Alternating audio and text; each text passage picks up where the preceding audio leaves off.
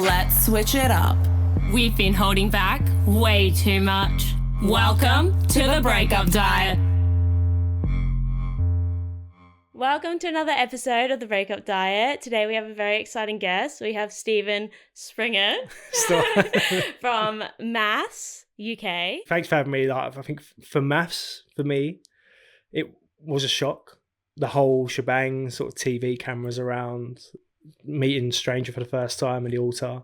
But even like the people you meet on there, like I don't know any of these people. Yes, that's actually really intense when you think about it. Even going into the group, like, and having to make friends. I've never thought about that. I was last in on the stag. And do you know when you sort of turn up to a party late and everyone just looks going, mate, it's nearly done. Yeah. It felt like that from the start. And I thought, oh, I don't know these people. I'm walking in with a white blazer on, looking like, I said I was looking like a butler. Mm-hmm. I wasn't meant to go on the show. Okay. I was a very late replacement. I had 10 days notice to go on MAFS. So I had a phone call and it was like, look, we know you're going for another show here, but we really want you on MAFS. And I thought, did I apply for this? And I was like, no, we just saw your tape and can you start filming next week? It was crazy how it worked. I got all my paperwork signed on the 14th of Feb. Isn't that Valentine's Day? Yeah. So I literally spent my Valentine's Day going into the studio, signing documents to confirm myself for MAFS. That's kind of nice though, if it did work out. Like, it would have been really nice. I'd been single for the best part of 5 years. I'd one short-term relationship back in 2023, and I was like, say, 6 months, and that didn't end the greatest. But I thought, let's just leave it to the experts. Like, they're saying they found the perfect person for me. And you can take it with a pinch of salt, but I thought, well, what have I got to lose? Yeah. And then, when I got the phone call about MAFS, it was like, I knew of obviously MAFS, I watched the Australian version, and that was amazing. So I thought, yeah, let's just do it. It's really big in Australia, I think, MAFS. That's their show. It's crazy over there. Like, my friend lives in Australia as well. And yeah, he was just like, mate, when I watch over here, that's all everyone talks about. Really? I thought, really? I was like, wow, that's mad. So I thought it would be the same over in the UK. I mean, I feel like there was a lot of drama. So I feel like that it was good. It was. You caused a lot of drama. Yeah, not intentionally, that's for sure. I got drawn into a lot of it myself. But do you think you were ready for a relationship when you went on? Before it, I did. Okay. So I was dating someone before from like November through till like January time, but it was like on and off. Went through January, met up with her a couple of times, and then the start of February, she sort of questioned my social media following. I thought, look, single guy, like, I'd asked you to be exclusive with me in January and you said no. And then it was like, well, why are we dating? So we still got a half spoke up until like the wedding. I thought, look, I'm going away. So I'm going to film a drama series, okay, which is true to some degree. yeah, you didn't lie. But I said it's for Netflix because she's got a friend who works in TV. Yeah, she done her digging. And then, yeah, when it all come about after, she was like, oh my God, I found out you was on MAFS. Dropped the whole 3-part story on TikTok about me and how she was my girlfriend, which she wasn't. Oh my God. So yeah, and the drama started from literally the second episode for me, and that was away from the show. So I'm like, oh my God, like this is coming out 2 episodes in when I'm actually coming across really good on the show. Yeah. And I'm thinking, oh my God, like when it starts going bad, they're going to have that. And then it's going to be like, oh, you're a cheat, you're this, that, the other. I'm thinking, this isn't going to end well for me. Oh no. So yeah, it was just, there's so much that's been missed, and I'm never going to blame the edit. Yeah. Like I said what I said, I can own that. I put my hands up to it. I've been apologetic for that as well. But what done me was the context behind certain situations. Mm-hmm. I thought if only you'd seen that small part of what led to that, it'll make a little bit more sense to people. Yeah. I was just caught up in my own head thinking, well, if I want to move on now, if she sees this, yeah, what's she going to think? She's going to see one side of me and then she's going to see that on TV and think like, are you actually this person, or is this fake, or is that fake? With reality TV, it is like a edit, but be it good or bad. And I feel like most people are smart enough to realize that it's like people like watching drama as well, so they don't want to show like all the boring, like mundane things too. So I think they'd realize from that. A lot of them have, because obviously people I've worked with before for over a decade, or people I grew up with, I said, look, Steven, that ain't you. I've said that's the worst version anyone would ever see of me. Mm-hmm. Like there was so much stuff that come out on the show, like my stepdad being in hospital. Then it was like I was missing my kids. I remember saying to Nelly, obviously I married, it was like, if I left now, I wouldn't come back because I'd be back in the outside world and I'd want to stay until he was fine. Yeah, of course. But that was probably 2 weeks when we got into the apartment, and we'd already gone through like that small little blip. Yeah. And I was like, it's not fair on you who is giving it their all to the marriage. And it's also not fair on me to a degree because there's still so much I want to give to someone. Yeah. So I thought I'll stay and hopefully I got more updates, which eventually I did. That was tough. And then of course, it sounds silly because you're on a TV show. You don't want everyone knowing your business. Yeah. Because there's some conversations that people haven't seen. The whole Nelly broke her rib. Just remind me, the whole drama with that was that you went out and didn't come back or something, right? She had slipped in the bath the night before. I'm in bed. I hear a bang in the bath. Didn't hear her scream or anything, just heard a bang. She come through to bed holding her rib, thinking I've just fallen in the bath. I was like, oh my God, you're okay? Mm-hmm. And she's like, yeah, like a bit in pain. So I thought, look, let's sleep on it, see how you are tomorrow. Because she was filming a girls' day and I was filming a guys' day out. It was our first lads and girls' day as well. So she was up later than me. I was up, helped her get out of bed. And I was like, look, let me see if it's bruised. Because if you've broken it, it'll start to bruise and it'll be swollen. So she lifted it up. I was like, well, does it hurt here? And she said, yes. I went, well, badly? And she was like, yeah. I thought, okay. I went, it's not bruised, which is good, but get it checked. Yeah. So she spoke to cast liaison. They went to walk in with her because I wasn't allowed. Cast liaison have got a place up in London where they go to over the series, which they know, obviously. So they took them there. I was then filming, so we got no cast production phones on us whilst we're filming. Our days finished, I think it was like 4. And then the girls' day finished about 7. Mm-hmm. So by that point, us and the boys had gone down to Box Park in Wembley, had a couple of drinks, had a bite to eat. And we're talking about general lad stuff, you know, what our ex-partners look like, our types. Do you think we matched up with our type? What's one thing that we say we like that we probably shouldn't say out loud? Okay. So it was drunken lads talk, having a laugh and joke. We went up to the pub where we used to go out quite a lot. Everyone went there, say everyone. And by this point, David had said, oh, just let you know, Nelly's back at the apartment. She's with Kia and the rest of the girls. So Julia Ruth had met up with Devani, Maeve had met up with Joe, and Sarah had met up with Dean in the pub where we were. We were laughing, joking, a couple of shots, a couple of drinks. Now, we've been drinking all day. Yeah. So when I went back, I was like, look, I'm sorry, I should have come back sooner.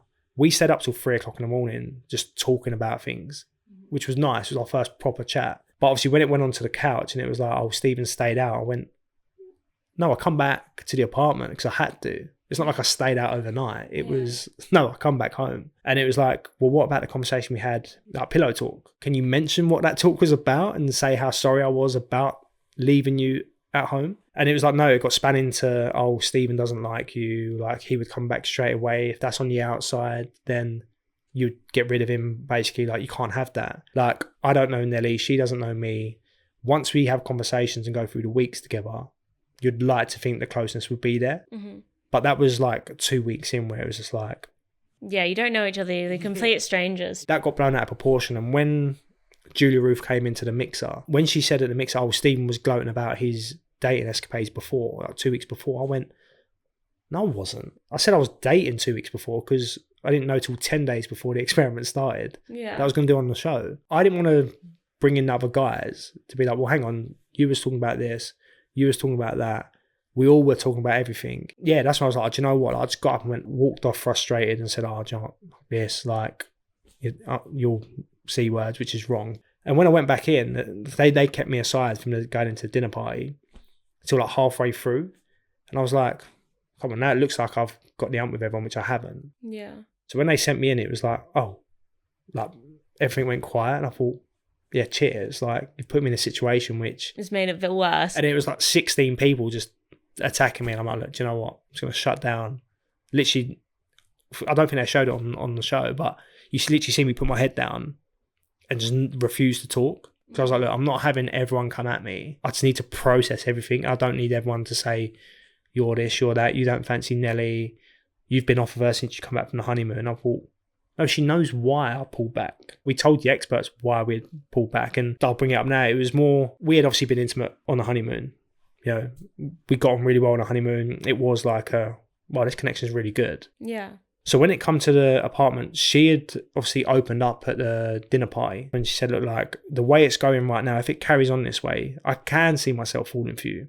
But I'm sitting there like, oh wow, this has got deep really quickly for me. So I said, look, I don't want to continue being that level of intimate with you. I'm not saying let's just stop cuddling and kissing and stuff, because that's normal, right? But I didn't want to be fully intimate with her if she's ahead of me. So I said, look, you're currently 3 steps ahead and I'm here. Mm-hmm. So until we start getting that emotional connection and like, find out why you're you, like Tell me about your breakups. You said you've been cheated on 3 times. Let's talk about how that made you feel and what creates a safe space for you, what creates a safe space for me. You just got freaked out because you said, I could see myself falling. Yeah. Why do you think that freaked you out? I understood where she's coming from. That week honeymoon felt like 2 weeks, and it felt like he was on cloud 9 for both of us. But it was very base level, getting to know one another. Yeah, of course. Where did you live before? Where do you live now? I mean, you have a lot to like cover, which is like just normal stuff without actually being like, who are you as a person? When you're in that environment, it was very much like we needed to fast forward feelings. So I said I'd been cheated on, had someone say they fell out of love with me who I'd had kids with and a mortgage with. Okay. So we never spoke about how that made each other feel. You've been cheated on 3 times. You've told me what kind of guys you dated before, which is fine. But like, how did you find that out?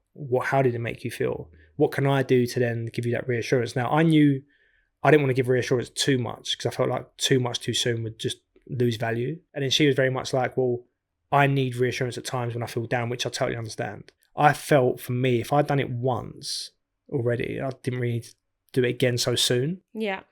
And I didn't find her needy at all. It was just like, I just didn't like someone who wanted to rely on me too much. Yeah. Because there was so much that I needed to work on myself. Before the show, I thought I was ready for marriage and the next step. But during the show, I was thinking, oh my God, like this someone is actually super ready. And I didn't realize what she was putting herself through, her family, her culture, her friends, her image, like her career. And then I'm like, well, if I say certain things, then look, I'll own it. But if people don't like me, then I'm not going to try and change that. So when I'm like, that was my mindset. I'm not going to please everyone on the show, and I will say some dumb stuff, but I don't judge me for that. Like, well, we're human. We do make mistakes. I just happen to make more than what everyone else did on the show. But you were in a really, really stressful time, especially with like everything you had personally going on. And then also it's a massive show that you're meeting all these strangers and then you have all these cameras and lights on you. Like it would be stressful for anyone. Honestly, it's crazy because as much as you're getting a nice relationship with everyone, the other brides and the grooms who fundamentally are going to be your friends at the end of it, because you've shared this experience together, because you've only known them a short period of time, it's not like you're chatting to your girls back at home or your guys back at home thinking, like, I'm dating someone and this has happened. Like, what kind of advice would you give me? Or your brothers or your mum, your parents, whoever you talk to. It was more like, what's being said to me by the guys and the girls, is that being said from production to say to me, or is that actually genuinely how you feel? Yeah. Because when we speak afterwards, and like some of the guys still speak now, it's, when you watch it back, they're like, Steven, like, we were telling you this. And I'm like, were you? I remember, say, the partner swap I had with April, she was like the first person that actually said to me, look, Steven, like, cut out the BS. Do you think you're staying annoyed at situations because X, Y, Z? And I thought, huh. And I'm thinking, where were you, like, 3 weeks ago when you could have just been brutally honest with me? On TV, it looks like me and April were flirting with one another. Yeah, because didn't you cook some breakfast or something and everyone was thinking, what the hell was going on? I knew Nelly never ate breakfast. She loved her cup of teas in the morning. Did you make a cup of tea in the morning? Yeah. Like, okay, good. Yeah, so like, it was whoever woke up first, it was like, right, put the kettle on and we'll go from there. But she had about 4 cups of tea in the morning. Okay. But she would chill out. She'll have her morning routine. Some days I'd go to the gym with like Bailey, Ash, Reese when he come in. But afterwards, we would actually go to like Bread Ahead to get some breakfast there. Mm-hmm. So then I'd come back and I'd always get something for Nelly. Granted, I didn't do that as much as probably what I should have. And I'm like, when I made the breakfast for April, she had said to me, look, don't cook for her. And I was like, okay, well, I won't cook. Because April cooked the spaghetti bolognese for me the night before. Production and me were like, well, I kind of need to do something for her because you can't just come into the apartment and cook for me and nothing happens. So I thought, okay, well, I'll do that. It's not really cooking. Took him in, but I think what's worse, like, she was sitting in bed whilst I gave it to her. And obviously I sat on the bed eating as well. And of course, April asked me the question, have you done this for Nelly? And I'm like, no. After the retreat, I said to Nelly, look, I'm not 95% like done. What do you think was the point that made you do that? Was it hearing her say the love thing? Partly, it was part of it, of course, like someone falling for me way ahead of schedule in my head. I think maybe we slept together too soon, given the experiment, and I could put my heads up to that. It just happens, right? Especially if you're away in a really romantic, like in Jamaica, you said, and like on a honeymoon just together having the best time, it's obviously going to happen. Yeah, so obviously we've done that, and I thought like, I just stopped it. So I'm like, for me, I didn't want to rush that.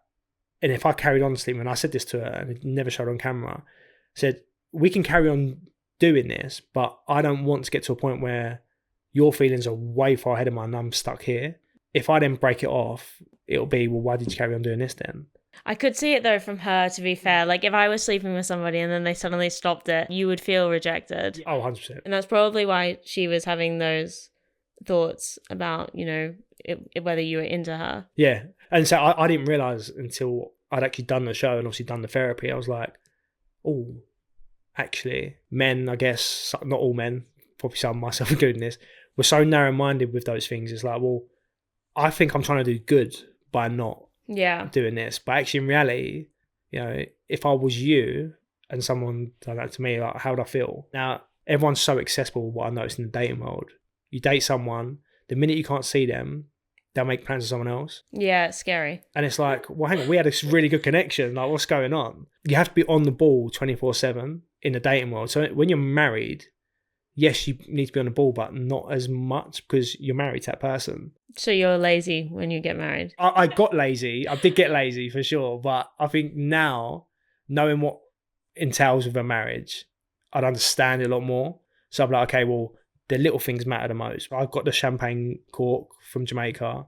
I wrote Steve and Nelly honeymoon on there, put it in a bag. She popped the bottle. I kept the first glass we cheers with. That's We got cute. a little Jamaica towel. I got the framed picture with us kayaking in the sea. It come out later on when we had a conversation. I'm talking week 8. By this point, she was like, when you done that little thing for me, in my head was like, when is it going to go wrong? And I think that's where we probably fell. Because it's like, if she had just said in the moment, like after off camera, said, I'm really appreciative what you've done. It is very romantic, but I am scared because of this. But we just never had those conversations. And probably more on me than what it was her, because she was very forthcoming, as everyone saw. But when obviously Paul said, look, Steve, like, you've been gaslighting her, I'm like, what? Like, got a bit defensive. Yeah. And like, that's labelled with me now. And my first thought was my 9-year-old daughter's going to be like, Daddy's a gaslighter. Because she'll Google it, she'll look it up. Yeah, of course. I got such on a defensive train. I didn't actually see, okay, well, what do I need to do here to get this back? Yeah. And understand how she was feeling. And say, when you're in that whole bubble, you don't understand it. And you're like, oh my God, watch it back. And you're thinking, Well, hindsight is a big thing in general, even in relationships. Like when you have a breakup and then you come back and like maybe you speak to them how many months later, you can see a little bit, a lot of the time, where they're coming from. But in the moment, you can't. like, my head was just like, you've messed up, Steve. Start shutting down. Have you spoken to Nelly at all since? I'd messaged her on Insta to just say, look, like, the whole story that came out about the 3-part of the girl I was dating beforehand. I wasn't messaging her throughout the honeymoon. I messaged her when I left the experiment because I'd met up with her after the experiment once. But during the experiment, no, I didn't message her at all. And she just replied back, like, just a screenshot of something. And it was like, okay, I've just written this essay to you, apologising. I'll have your back. Like, it's emotional to watch some bits back because you're watching something in a good space. And I'm also watching me emotionally break someone down. Now I'm like, at this point, I had like 12 sessions, like EMDR therapy. What is that? So it's like eye and movement desensitization sort of therapy. It's like processing trauma. How come you did that? From the show, yeah. Okay. So when I spoke to Psych last, this was after the reunion, I said, look, like, yeah, I think I will be open to therapy now. And obviously Psych told me, look, I think the best therapy for you is this. Do you know why they said that? Yeah, it helps process trauma that you've said you've swept under the carpet, but clearly you haven't. Like, we've noticed that from the show. Like, you've got so many things that you need to talk about, but you're not. My attack, I gave snippets of things to people, but never the full shebang. Yeah. And it was like, well, why was I doing that? Like, why do I feel that, like, I don't want to trauma dump? Like, if you're with someone who actually genuinely cares for you, they'll be like, well, no, offload onto me. Like, let me make you feel a certain way. The only person at times that made me feel a certain way after my attack was the kid's mum. She got me out of that headspace. And I was 24 when I met her. And that same person was the person who turned around and said, oh, look, during lockdown, the love's not there anymore. Yeah. So for me, I shut down emotionally from that moment. It took me like 2 years to get over her. Yeah. And then when I met my most recent ex, obviously other than Nelly, but whenever we met up, it was just fun. And it was like, oh my God, like, it's good. been together 6 months, and there's a bit of weirdness to it as well. So me and the kid's mum split up in October in 2020. Mm-hmm. Got to October in 2023, back end of it again. I'm now with this new girl.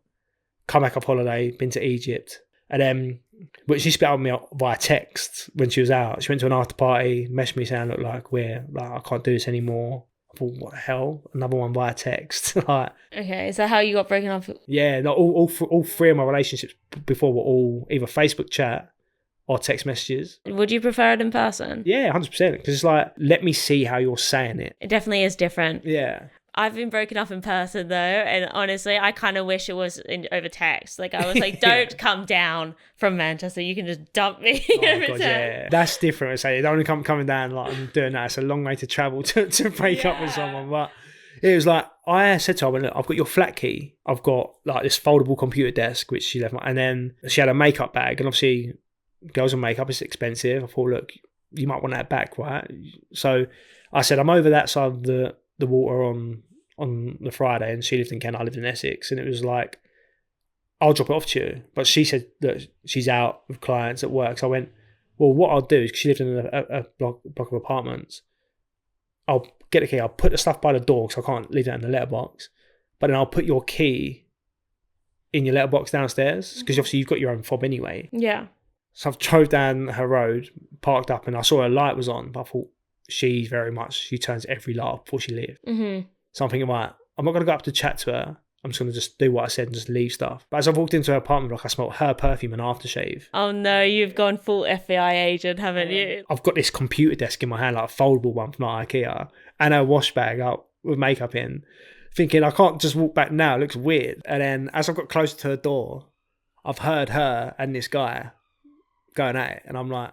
Having sex? Yeah. Like, her bedroom was very close to the door as well. And I'm like... What? Oh, yeah, so No. my emotions going through that moment was like... Wait, so what did you do? What did you do when you heard that? Instead of just placing the computer desk there, like, it sort of dropped out of my hand and like hit her door, so it made a bang on her door. So the noise has stopped, but she's come to the door and opened it stark naked. And I'm standing there with a wash bag in my hand, computer desk, and her key, like, having fun with it, like that kind of thing. And obviously I can't say anything because I'm not with her. You can't say anything, but you want to say something. I've been in that, like, I haven't had that happen, thank God. I would go nuts. You wouldn't think that was real. No. Like, you see it on films. Yeah. And you think that's not going to happen to me. Checked out, turned around, got in the lift. I sat in my car for ages. Yeah, processing. And I rang my friend Kane. I was on the phone to him for 4 hours. And it got late, and I thought, I was shaking that much I couldn't even like drive home. Yeah. So I remember sleeping in my car that night, but I got in and played football the next day. And when I say that, when that final whistle went, my emotion had just left my body. It was just like, release. Did you cry then? I got emotional with it because I was like, oh my God, like, things were going so well. I hate October month now because it's like, right, someone's going to break up with me. Because of having two experiences ending in that month, maybe this is something to think about. Do you think you might be a bit more touchy around certain situations because you're paranoid? Oh, yeah. Yeah, no, 100%. And I thought it wasn't a thing before. Because trauma gets stuck in your body. Yeah. What do you look for in a partner? I think be understanding that I'm a parent. So if you understand that I've got kids and they are going to be a priority, obviously my son's got different needs as well. So just like, it sounds cliche, be family orientated, but like, just be you. If you were dating someone and you've got your schedule, like whether you do Pilates, yoga, you go get coffee with the girls on certain days, I don't want to change that for anyone. You want somebody that's independent. But don't just say like, I've cancelled my entire diary just to see you. Because I'm like... I feel like lots of people do that at the beginning of relationships because they want to spend so much time with the person. And it's nice. Like, it's good to be wanted, isn't it? Like, so what would you do if you really liked the person, but then there was something you didn't like? For example, I'm going to throw out like, you really like this girl, beautiful, you have an amazing time together, but say she posts a lot of bikini photos and you're not into that for this scenario, right? At all. You don't like that, whatever. So what would you do then? I'd have the conversation. I think if you asked me this 4 or 5 years ago, it'd been a different answer. I'm not going out there, well, I've got a great body, but I'm not going out there posting myself in a gym or like on a sun lounger for people to like or people to comment on. So like, I would like you not to do it. Like, obviously still post pictures of yourself and stuff, but what are your intentions for this? Would you like other girls' photos that had those up if you're in a relationship? If I'm in a relationship, no. Like, if I'm single, like, it's fair game. Like, I'm not doing it to get their attention, but it's just like, you see a picture, yeah. But when you're with someone and you're being serious with someone, then it's like, no. Messages as well. Like, if you get a message, random thing come through and be like, this person sent me this. Do you want me to remove them? Whatever, done. My profile is obviously public. I've got a private one as well. But my private one, I only have literally people I went to school with, play football with, and that's it. Yeah. Up until the show, no one could ever comment on my photos anyway. It was all that comments were always off. Mm-hmm. I only had to open them up for the show, and I'm like, I've been getting so much hate. People were saying some horrible things. I'm thinking, well, you're telling me I can't reply to this, but the message is there for everyone to see. Or if they slid me a message on sort of Insta, like, oh, I'm glad your son's disabled because he doesn't get to see how much of a C word you are. And I'm like, and I can't reply to these messages. I'm like, what do you mean? Like, I said, look, you can say whatever you like about me. If I come across a certain way on the show, just say, look, I don't like you. I think what you said here is wrong. Please don't comment on that because that will sort of get my back up. And I was like, oh my God, like, press like, don't comment. I'm like, I can see what they look like and who they are. They're saying, so, oh, you got attacked before. Wouldn't it be a shame if something happened to you and your kids, or see you outside your workplace? I'm thinking, so now I can't go into the office as much because someone knows what I look like, but I don't know what they look like. Oh God, that's so scary actually. How do you actually deal with that? Yeah, it's been hard because I'm like, I said, look, until it dies down, don't come in. But as soon as the show finished, I was like in literally 3 days after, and they were like, what are you doing in? I'm like, oh, it's finished now. And they're like, yeah, but you're still getting heat. I'm like, I can't sit at home working for so long, so I need social interaction. Otherwise, I'm just literally sitting there. Yes, I've done my therapy, and yes, I've on phone to my brothers and whatnot, but there's only so much conversation you can take with them. But when you go into work, they're talking about work stuff. Yeah, so it's an escape. Yeah, and some people want to talk about the show, but they realise, look, they've got to be professional. So it's like, okay, maybe we won't ask them about that. Bear in mind, we've just been speaking about it for like an hour. Sorry. That's right. Even for you, like speaking to you, this is the first podcasting I've done because I got told not to do any during the show for whatever reason. I'm like, why? Everyone else is. Why can't I do any? Yeah. And they're like, no, let it play out, then do it after. I'm thinking, but people, I've watched like David and Lee's interview the other day, and David, as much as I got on well with David, he's then saying, oh, don't get me started on Steven because of how he's been acting. I'm like, so you've deliberately gone out your way to help Nelly put up a post which is then going to like ridicule me. I was posting per episode because they tell you to post per episode. So when the Hinge thing came about, I was like, of course I'm going to deny it on there because I'm just denied it on the show. Mm-hmm. And that's proof that I showed on camera, by the way, to Nelly and her friend. It was like, look, my personal number couldn't get on there. And I've since changed my personal number because I realised I put my number on socials when I was getting spam calls. So I was like, look, I showed you this on camera. I couldn't get on Hinge. Like, so that profile couldn't have been me. But obviously I also had a work phone, which obviously had a different number. So I was able to download it on that and be on it. So when did you go on it? I hadn't been on there that day going out to Manchester. So I was like, if I've liked her profile, I would have liked it before the show started. Okay. But if you've paused your profile on Hinge, anyone you've liked still comes up. It's then come up on hers. But obviously, of course, her friend now knows what I look like. And I'm like, oh shit, it's come up. And she was like, well, this is you. I went, well, it's not me. Because I went, my personal phone, I can't get on it. But I knew my work phone. I was thinking, shit, like that's back down in London. Okay, Like, I didn't have that on me. I'm getting it now. So I'm like, oh, so when I went back down and got back that same night, found the work phone, deleted it, removed it. So when I went to the reunion, it was like, oh, like you deleted it as soon as you got questioned about it. I was like, well, yeah, no shit, because I didn't realise I was on it. Yes, although like my person I was dating before ended, I downloaded Hinge again, started liking people's profiles, then got the call about MAFS. They tell you not to be on it, and they do a deep dive on it to make sure you're not on it. So they would see that I wasn't on it beforehand. Yeah. But of course, if I've liked profiles, it still comes up. It still comes up. What I was questioning there is thinking, well, you're saying I've just set up that profile, but when you set up a profile on Hinge, it says new here. And I was like, but that's not there. And I did think at first, and this is why I queried it, I went, you've been on my social media all week, like her friend Lucy.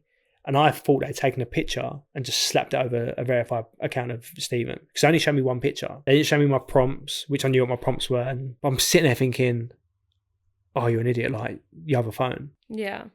And people thought, oh, he had it on a burn on during the show. I was like, I didn't. But yeah, you're all right. It didn't say new, and they do normally say new, don't they? Like, for literally 2 weeks, it says new here. So you're clearing your name. To some degree, yeah. Like, so, like, if I just admit it, it's going to take heat away from me instead of just deny. Because people will be like, well, hang on, I matched up with you in like 2024. Yeah. Like, we spoke on Hinge. Like, oh, I met you on Hinge. So it's like, you can't say you've not been on it since 2023 because that's a lie. I'll own up to this and I'll be done with it. Like, I can be done with the show. There'll be no more, oh, what if?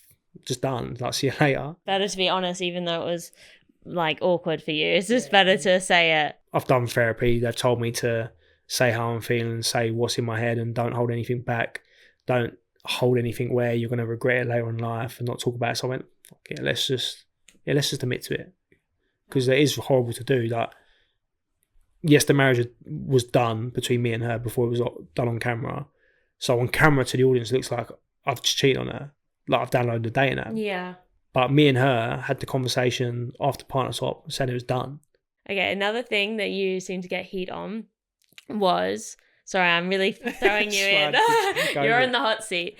Is with Julia Ruth and messaging her. Was there any like attraction or? So Julia Ruth, I'd said this to, I think it was like Welfare and like production. They're like, who personality wise would you be more drawn to? And I said, to be honest, I went with how she carries herself and the personality she has. Julia Ruth, you would be more drawn to, because when she walked into the room, you knew she was there. The whole clapping, the aura, I guess. Very confident. Yeah, very extrovert. And I thought, I can touch into that myself, being extrovert. But with her, I also at the same time, what she was saying to Devani, she couldn't have those difficult conversations. So I thought, oh, this could be perfect, really, in that sense, because we'd both avoid like that connection for time. Like, we wouldn't trauma dump one another at first. That doesn't sound good at all. You shouldn't have two people that are opposite, like avoiding. That's just that would just be a relationship where you're just not talking. It'd all be surface level. At the time, I felt I needed a bit more of a fun space. And then there were certain people that come in. So like, obviously April, fun. Obviously I'd done the partner swap with her. Leisha, crazy fun. Just like proper down to earth people. And they all were, but energy wise. And then Julia Ruth. But what transpired between Nelly and Julia Ruth was them two had a big falling out. And obviously because she picked me. And for me, at that moment, I thought, you're blowing this up well out of proportion. I've said to you in a Stock, Marry and Avoid game, I would avoid Julia Ruth because of how her and Devani are like. At that point, the whole sex stuff would come about. Were they sleeping together? Were they not sleeping together? Mm-hmm.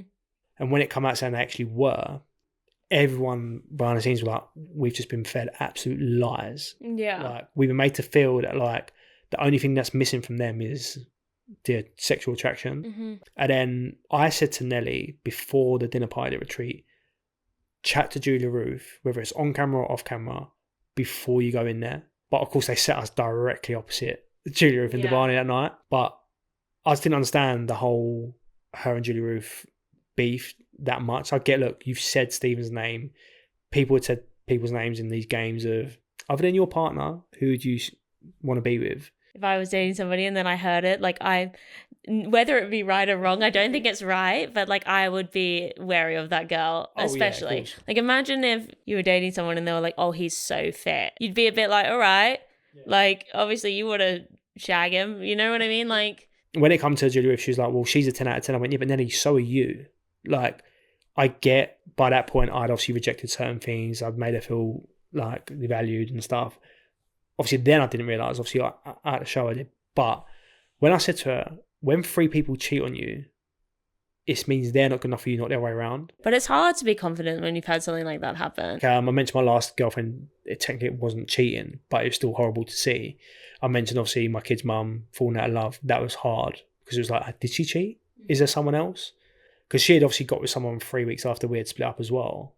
And we still lived together. You've had some terrible breakups before, or like situations. There was one time, and this really threw me off. Like he had made her like a card, but like he had cut up certain pieces. Like he made it into like a little jigsaw for her, and she'd left it on the side whilst I was tidying up. And I'm like, I was sleeping on the sofa, she was in the bedroom, and the kids were in their room.